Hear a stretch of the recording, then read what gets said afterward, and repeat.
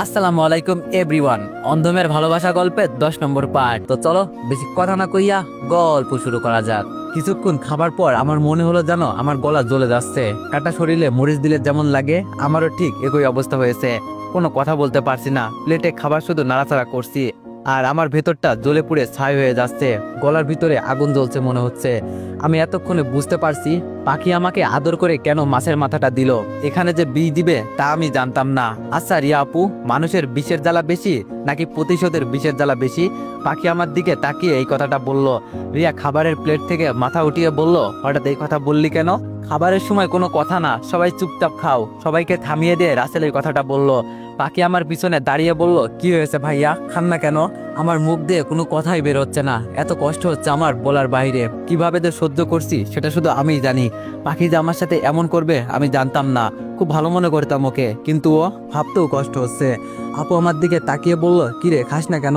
আমি বাম হাতে আপুকে ধরে খুব কষ্ট করে বললাম, আপু একটু সাইডে আসবি? পাখি আমাকে ধমক দিয়ে বলল, কোথাও যাওয়া হবে না, আগে খাবেন পরে যাবেন। আমি এবার আপুকে জোরে ধরে সাইডে নিয়ে আসলাম। পাখি আমার দিকে তাকিয়ে একটা হাসি দিল। টেবিলে বসে থাকা সবাই আমার ব্যবহার দেখে অবাক হয়ে তাকিয়ে আছে। আপু আমার হাত ছাড়িয়ে বলল, কি হয়েছে তোর? আমাকে খেতেও তো দিলি না। আমি গলায় হাত দিয়ে চেপে ধরে বসে পড়লাম। চোখ দিয়ে আপনা আপনি পানি পড়তে লাগলো। আপু আমাকে ধরে বলল, কি হয়েছে ভাই, তুই এমন করছিস কেন? আপু আমার খাবারে বিষ মিশিয়ে দেওয়া হয়েছে, আমি আর সহ্য করতে পারছি না। আপু আমার চোখের দিকে তাকিয়ে বলল, এটা তোর মজা করার সময়, চল খেয়ে টেয়ে পরে মজা করিস। তোরে আমি চিনি না বুঝি? ছোটবেলায় এই রকমের দুষ্টমি করতে আমার সাথে, আজও আমার মনে আছে। এখন তো বড় হলি, এখন এসব করিস না, লোকে দেখলে কি বলবে? আমি আর সহ্য করতে পারছি না। কান্না করতে করতে বললাম, এই বাসায় সবাই বেঈমান। সামান্য একটু ঝগড়া হয়েছে পাখির সাথে, আর আজকে আমাকে খাবারের সাথে বিষ মিশিয়ে দিল। আর তুইও আমাকে এটা নিয়ে মজা করছিস? চলে যা এখান থেকে, আমাকে মরতে দে। আমি মরলেই তো তোদের শান্তি হবে, তাই না? এবার আপু সিরিয়াস হয়ে কান্নার দৃষ্টিতে আমার দিকে তাকিয়ে বলল, ওকে তো আমি ছাড়বো না, আগে তোরে হাসপাতালে নিয়ে যাই। একটা রিক্সাতে আপু আমাকে ধরে হাসপাতালে নিয়ে যাচ্ছে। হাসপাতাল কাছে থাকার কারণে এতটা দেরি হয় নাই, আমাকে সরাসরি ইমার্জেন্সিতে নিয়ে যাওয়া হয়। ডাক্তার কিভাবে আমার বিষ বের করছে আমি সব দেখতে পাচ্ছি। সবকিছু শেষে ডাক্তার আমার দিকে তাকিয়ে বলল, এখন তুমি বিপদ মুক্ত। আর বিষ খেলে কেন? ডাক্তারের কথায় আমি শুধু একটা হাসি দিলাম, এছাড়া আর কোনো ভাষা ছিল না আমার কাছে। ডাক্তার চলে যাওয়ার পর আপু রুমে প্রবেশ করলো। আপু আমার মুখের উপর তাকিয়ে বলল, এখন কেমন লাগছে তোর? আমি বললাম, এই তো একটু ভালো লাগছে। আপু বলল, আচ্ছা এখন বল, পাখি কি তোরে সত্যি? আমি একটু রেগে বললাম, ও আমার কথা বিশ্বাস করছিস না?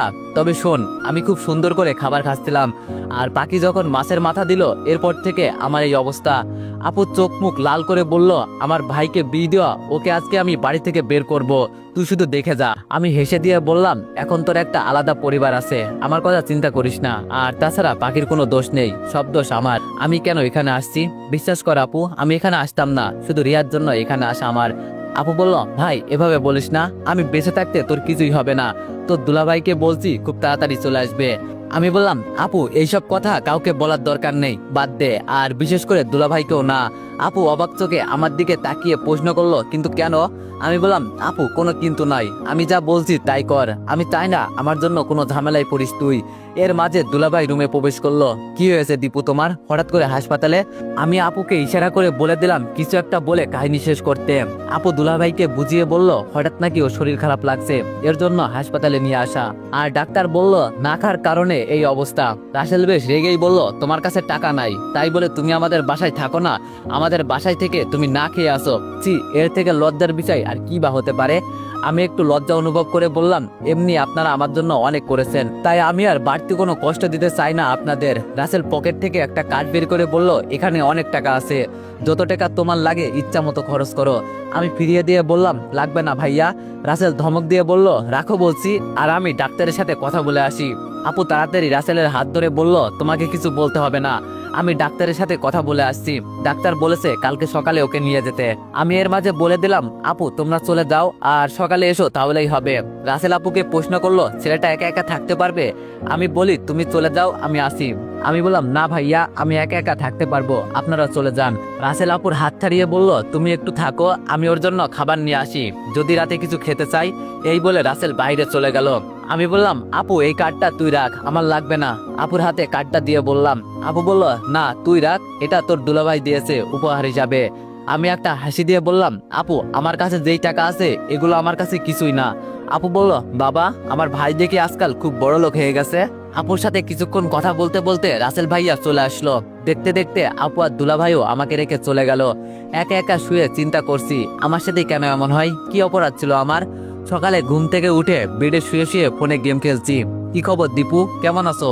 তাকিয়ে দেখি রিয়া আর সাইমন এসেছে। আর ভিতরে ঢুকতে ঢুকতে রিয়াই কথাটা বলল।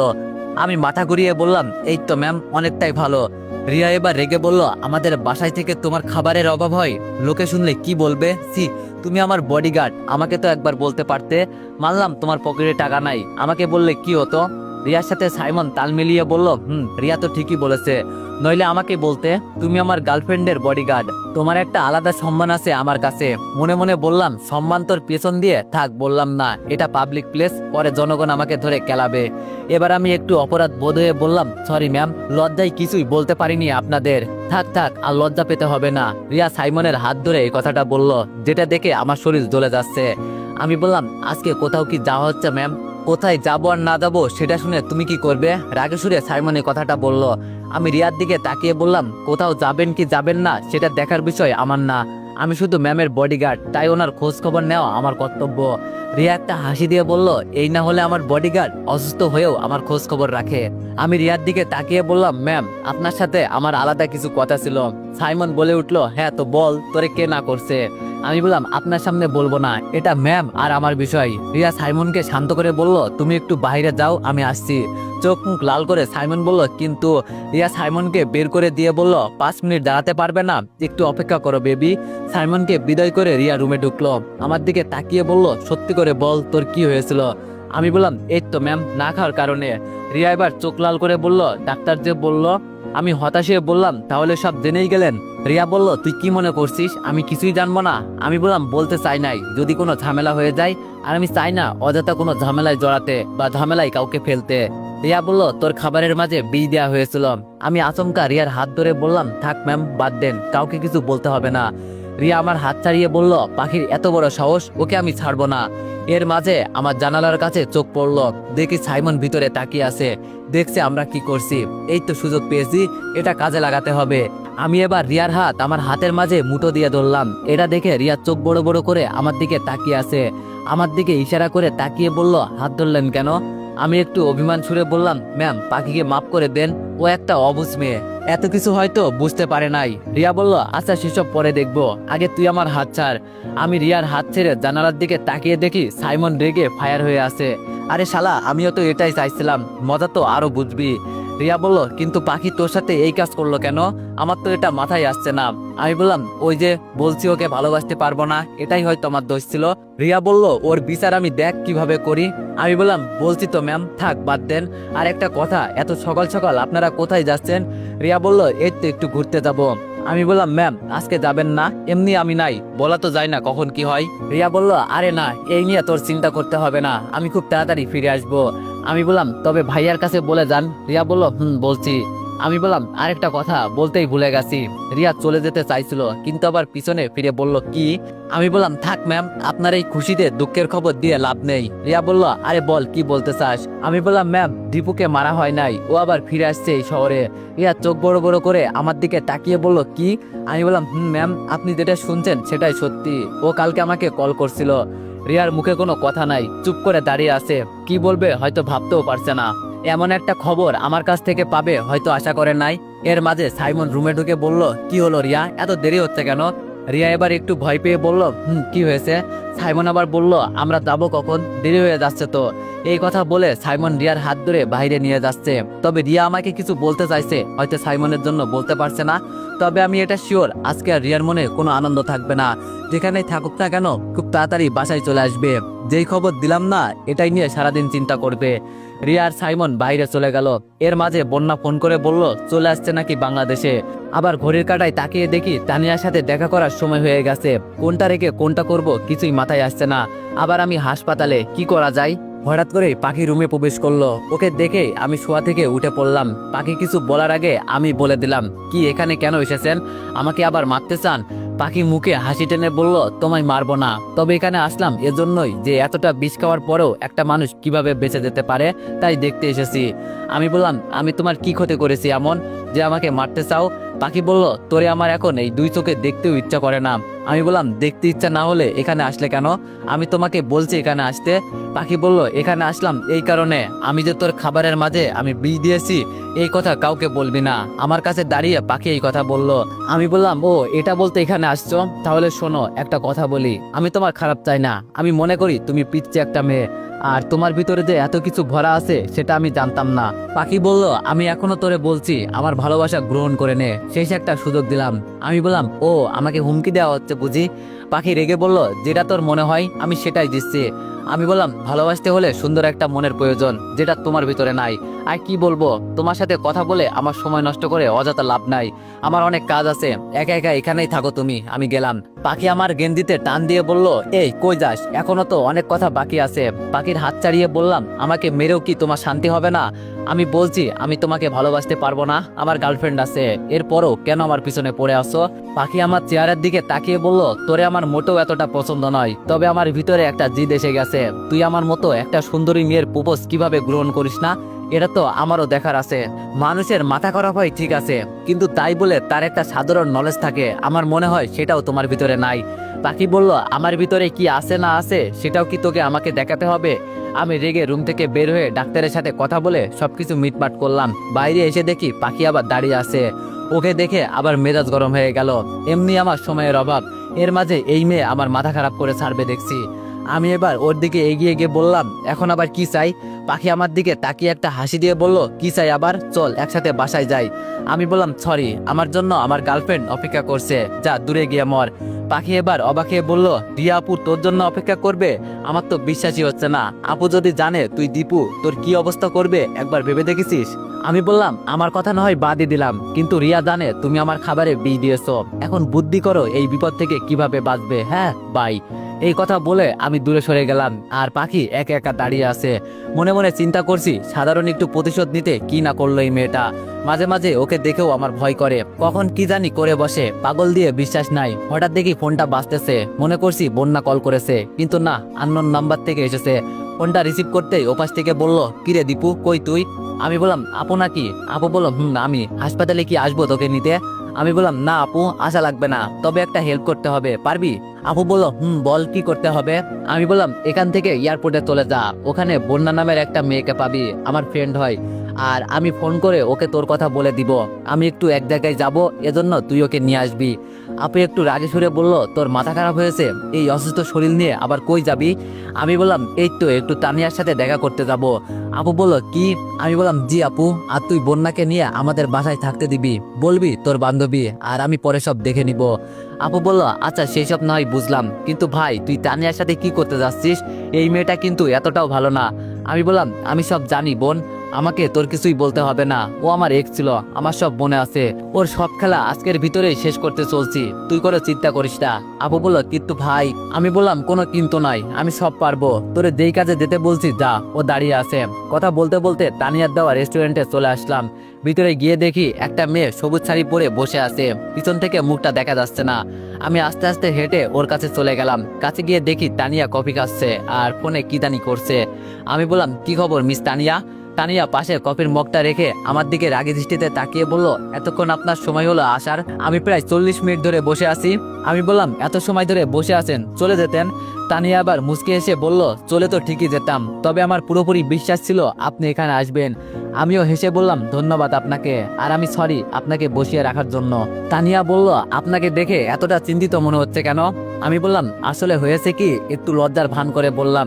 তানিয়া খুব মায়াবী চোখে আমার দিকে তাকিয়ে বলল, কি হয়েছে সত্যি করে বলুন। আমি বললাম, আসলে আপনার সাথে দেখা করব, এটা একটা আনন্দের বিষয় ছিল। আজকে সারা রাত আপনাকে নিয়ে স্বপ্ন দেখছি, এজন্য এই অবস্থা। তানিয়া আমাকে বসিয়ে আমার হাতের উপর হাত রেখে বলল, সত্যি? আমি লজ্জার ভান করে বললাম, সত্যি। তাহলে কি আমি আপনাকে মিথ্যা কথা বলছি? তানিয়া বলল, ইস, তাহলে আমাকে নিয়ে চিন্তা করার মতো কেউ আছে, এটা শুনে বেশ ভালো লাগছে। এই বলে তানিয়া আমার হাত ওর হাতের মাঝে পেঁচিয়ে নিল। মনে মনে বলছি, এক নাগর রেখে আমার সাথে লটর পটর, আজকে সব গোপন কাহিনী ফাঁস করব তোমার বেবি, কোনো চিন্তা করিও না। তানিয়া আমার হাতে চিমটি দিয়ে বলল, এই কি চিন্তা করো বেবি? আমি বললাম তোমার ছোঁয়ায় আমার শরীর কেমন জানি করছে, মনটা চাইছে। তানিয়া আমার মুখে হাত দিয়ে বলল, এভাবে বলো না, লজ্জা লাগে। তুমি আমার অনেক বড় উপকার করেছো, আজকে আমি সবকিছু তোমাকে উদাস করে দিব। চিন্তা করিও না, যা চাই তাই পাবে। তার আগে কিছু খেয়ে নি। আমি এবার খুশি মনে বললাম, সত্যি বলছো তানিয়া? তানিয়া আমার দিকে তাকিয়ে বলল, তবে একটা সত্য আছে। আমি বেশ আগ্রহে নিয়ে বললাম, বলো, আমি সব মানবো। তানিয়া বলল, তোমার সাথে সব হবে, তবে আজকের পর থেকে আমার কাছে কিছুই চাইবে না। আজকে মনে করো আমি শুধু তোমার, তাই যা ইচ্ছা করতে পারো, আমি না করব না। তবে এইসব বিষয়ে কেউ যেন জানতে না পারে। আমি বললাম, আরে না, কেউই জানবে না। তবে তোমাকে আমি আরেকটা খুশির খবর দিতে চাই। তানিয়া আমার হাতে চুমু দিয়ে বলল, কি কি? ধুর বাবা, এ তো দেখি কথা শোনার আগেই চুমু দিয়ে দিল। আমার হাতটাই নোংরা হয়ে গেছে মনে হয়। নিজের ভিতরে রাগটা কন্ট্রোল করে বললাম, আমার আপুর সাথে ভালো একটা সম্পর্ক আছে। আপুকে বলে তোমার নামে আরো কিছু নিতে পারি কিনা চেষ্টা করে দেখি। যেই না তানিয়া এই কথা শুনে আমার গালে চুমু দিবে, আমি হাত ধরে ফেললাম। তানিয়া এবার আমার দিকে তাকিয়ে বলল, লজ্জা পাচ্ছ বুঝি? আমি মাথা তাকিয়ে বুঝিয়ে দিলাম, লজ্জা লাগছে। হাসতে হাসতে তানিয়া বলল, আজকে তোমার সব লজ্জা ভেঙে দিব, তুমি কোনো চিন্তা করিও না। আমিও মাথা নিচু করে বললাম, দেখাই যাবে। তানিয়া বলল, আচ্ছা এখন বলো কি খাবে? আমি একটু দ্বিধায় পড়ে বললাম, তুমি যা খাবে আমিও তাই খাবো। তানিয়া খাবার অর্ডার শেষে বলল, তোমার ভিতরে তো দেখি ভালোবাসা উতলিয়ে পড়ছে আমার জন্য। খুশি মনে বললাম, আজকের দিনটাই শুধু আমি তোমাকে কাছে পাবো, এর থেকে আনন্দের বিষয় আর কি বা হতে পারে? এই বলে তানিয়ার চোখের দিকে তাকাতেই তানিয়া চোখ মেরে দিল। নিজের বউয়ের সাথেও মনে হয় এত রোমান্স করব না, এর সাথে যেই মিথ্যা রোমান্স করছি। খাবার আসতেই যেই খেতে শুরু করব, অমনি তানিয়া বলল, দাঁড়াও। আমি থেমে ওর দিকে তাকিয়ে বললাম, তোমার আবার কি হয়েছে? তানিয়া সামনে বসা ছিল, ওখান থেকে উঠে আমার পাশে এসে বসলো। আমি একটু দূরে সরে বসে বললাম, কি ব্যাপার তানিয়া, তোমার মতলবটা কি? তানিয়া খাবারের প্লেট হাতে নিয়ে বলল, কোনো মতলব নেই, বলছি না একদিনের জন্য আমি তোমার, এই জন্য তোমাকে খাইয়ে দিব। ওর হাত দিয়ে আমার সামনে খাবার তুলে ধরলো। মনে হচ্ছে জানো, আজকে নিজের মাথায় নিজে কুড়াল দিতে এখানে আসছি। কেন যে এখানে আসলাম, না আসলেও তো কিছু সমাধান হতো না। ওইদিকে আপু আবার বন্যাকে খুঁজে পাই কিনা সন্দেহ লাগছে। আমি তানিয়ার হাত ধরে বললাম, আমি তো খেতে পারবো। তানিয়া আমার হাত ছাড়িয়ে দিয়ে বলল, কোনো কথা না, তুমি তো আর আমাকে খাইয়ে দিবে না, তাই আমি খাইয়ে দিই। বিশ্বাস করেন ভাই, লজ্জায় আমার মাথা কাটা যাচ্ছে। রেস্টুরেন্টে এত এত মানুষ, এর মাঝে আমরা দুইজন একজনের সাথে আরেকজনের শরীর মিশিয়ে বসে আছি, আবার তানিয়া খাইয়ে দিতে চাচ্ছে। এমন পরিস্থিতিতে পড়বো আমি কল্পনাও করতে পারি নাই। বলা তো যায় না কে কখন ভিডিও করে ভাইরাল করে দেয়। আজকালের যুগটা তো খুব ভালো, গার্লফ্রেন্ডের শরীরে একটু হাত দিলেই ভাইরাল। না জানি আমার কোন অডিয়েন্স ক্যামেরা নিয়ে বসে আছে। তানিয়া একটু জোরেই বলল, এই তুমি আবার কি চিন্তা করো? আমি ভাবনার জগৎ থেকে বের হয়ে বললাম, না তেমন কিছুই না। তানিয়া খাইয়ে দিচ্ছে, আমি কি আর বসে থাকতে পারি? ভদ্রতার খাতিরে আমি ওর সামনে খাবার তুলে ধরলাম। তানিয়া একটা হাসি দিয়ে খাবার মুখে তুলে নিল। হঠাৎ পিছন থেকে একটা ছেলে বলল, ও ভাইয়ারা, এটা রেস্টুরেন্ট, সবাই আপনাদের দিকে তাকিয়ে আছে, এত ভালোবাসাবাসি বাসায় গিয়ে করেন, কেউ দেখবে না। আমি তানিয়ার থেকে দূরে গিয়ে বললাম, দেখছো সবাই কি বলছে? তানিয়া রেগে পিছন ফিরে তাকিয়ে বলল, এই ছেলে, তোর বাপের কি? হ্যাঁ, আমি কি করব না করব সেটা আমার বিষয়। তানিয়া ওয়েটারকে ডেকে বলল, আমরা এখান থেকে চলে যাব নাকি? ওয়েটার এসে সব বুঝিয়ে বলল, সরি ম্যাম, আর আপনাদের কেউ কিছু বলবে না। আমি তানিয়ার দিকে তাকিয়ে বললাম, এই নিয়ে এত রাগ করা লাগে? তানিয়া আবার মুখে হাসি এনে বলল, আমরা এখানে যা ইচ্ছা তাই করবো, ওর বাপের কি? খাবো আমাদের টাকায়, মাস্তি করবো আমাদের টাকায়, তাহলে আমাদের কে কি বলবে? আমার এখন আইডিয়া হয়ে গেছে, এই মেয়ে টাকা পেলে কি না করতে পারে। আসলেই মানুষ ঠিকই বলে, টাকা থাকলে বাঘের চোখ কেনা যায়। এমনকি তুমি তোমার গার্লফ্রেন্ডের 14 গোষ্ঠী ধরে কিনতে পারবে, এটাই মনে হয় টাকার পাওয়ার। খেতে খেতে তানিয়া বলল, আবার খাইয়ে দিব তোমাকে? আমি তাড়াতাড়ি বললাম, না না, আর খাইয়ে দিতে হবে না। তানিয়া বলল, তুমি ছেলে হয়ে এত লজ্জা পাও কেন? হ্যাঁ, আমার মতো হওয়ার চেষ্টা করো, লজ্জা সবার ভিতরেই থাকা উচিত। আস্তে করে বললাম, তোর ভিতরে আমার মনে হয় লজ্জার একটুও ছিটে ফুটাও নেই। তানিয়া বলল, কি বললে তুমি? আমি বললাম, এই তো বলছি কোন হোটেলে রুম বুক করব। তানিয়া মুসকি মুসকি হাসতে হাসতে বলল, এত তাড়া কেন? অনেক সময় তো পড়ে আছে, আজকে আমি শুধু তোমার, বলছি তো এই নিয়ে তুমি কোনো চিন্তা করো না। আমি বললাম, তোমার বাচ্চাকে কই রেখে আসছো? তানিয়া বলল, এইসব বলে রোমান্টিক মুডটা নষ্ট করো না, মনে করো আজকে শুধু তুমি আর আমি, আমাদের মাঝে কেউই আসবে না। আমি বললাম, আচ্ছা তানিয়া, আপু কখন বলতে সবকিছু লিখে দিবে? তানিয়া বলল, এই বলে কয়েকদিনের ভিতরে, আর লিখে দিলেই তোমাকে আমি আরেকটা শেষ সারপ্রাইজ দিব। আমি মন খারাপের ভান করে বললাম, ও। তানিয়া আমার দিকে তাকিয়ে বলল, মন খারাপ করলে? দেখো, মন খারাপ করবে না, যখন তোমার আমাকে বেশি মনে পড়বে তখন শুধু একটা ফোন দিও। আমি তানিয়াকে থামিয়ে বললাম, থাক থাক, আর বলতে হবে না, আমি সব বুঝে গেছি। তানিয়া বলল, এই বিষয়ে তুমি খুব পাক্কা মনে হচ্ছে। আমি বললাম, আরে না, তেমন কিছুই না, এসবের মাঝে কখনো জড়ানো হয় নাই, তোমার সাথেই প্রথম। তানিয়া অবাক হয়ে বলল, তাহলে তো আমার ভাগ্যটা খুব ভালো, খাবার শেষের দিকে ওয়েটার এসে বলল বিলটা। আমি পকেট থেকে কার্ডটা বের করে দিয়ে বললাম, এখান থেকে আরো 1000 টাকা তুমি নিয়ে নিও, এটা তোমার উপহার। ওয়েটার একটা হাসি দিয়ে ধন্যবাদ জানিয়ে চলে গেল। এর মাঝে তানিয়া বলে উঠল, বাবা তোমার দেখি টাকার অভাব নেই? আমি হাসতে হাসতে বললাম, অনেক আছে, তবে কাউকে দেখাই না। তানিয়া বলল, তাহলে রিয়ার বডিগার্ড হিসাবে কাজ করো কেন? আমি বললাম, আরে এটা তো পার্ট টাইম জব, জাস্ট সময় কাটানোর জন্য। তানিয়া মাথা থাকাতে থাকাতে বলল, তাই নাকি? আমি একটু তাড়া করে বললাম, তাহলে চলো। তানিয়া বলল, এই তো যাবো, এত পাগল হইও না তো, দেখা যাবে তোমার কতটুকু দম আছে। ইস, এই মেয়ের তো দেখি কোনো লজ্জা শরমই নাই, সবার সামনে এই কথা বলছে। পিছন থেকে কে জানি বলল। তো এভরিওয়ান, নেক্সট পার্টের জন্য সবাই অপেক্ষা করো, আর সবাই 500+ কমেন্ট করে দিও। ধন্যবাদ।